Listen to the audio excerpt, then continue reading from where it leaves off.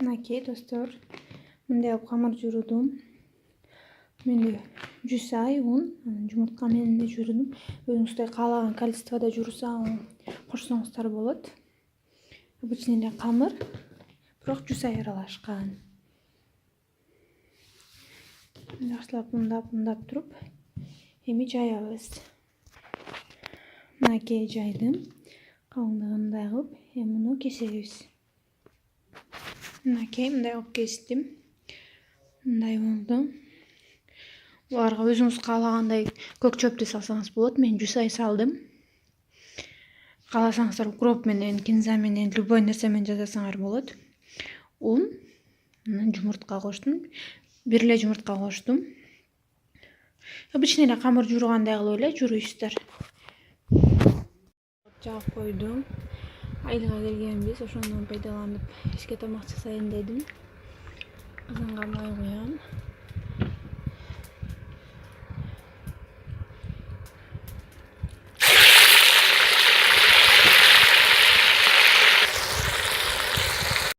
Biraz kurulgan soң bir sayıp bir жасам. Ottu өзүм жагам. Biraz жакшыналууну. Айылга 3 айдан бери келе элек болчумун, 3 айдан бери 3 күндөн бери жыйнап тута албай атам. Келин болгондон кийин баарын кылат экенсиң. Муну жүрүбүз жакшылап.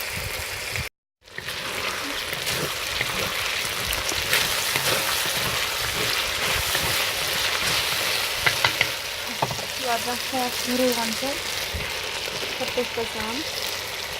Эч орто ичине картошка.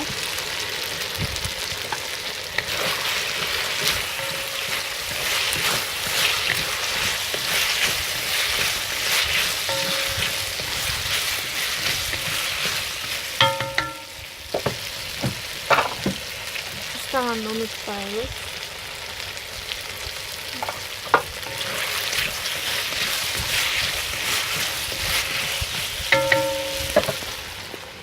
Вот күйөтөт.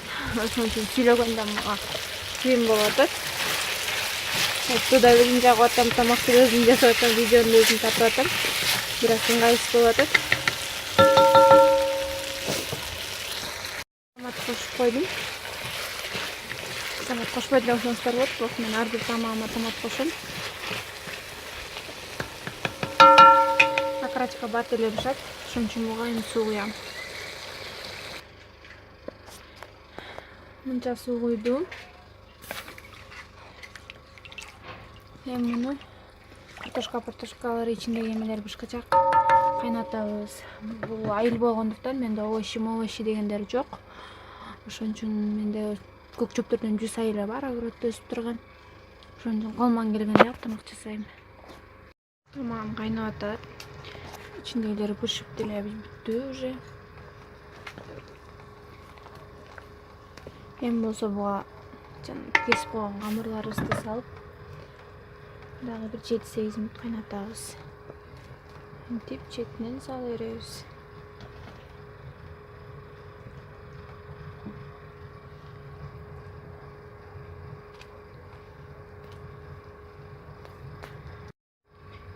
Мынакей.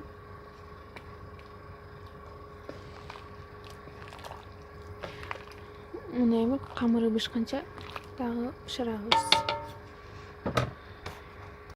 Тамагыбыз бышты, эми болсо чыгарабыз.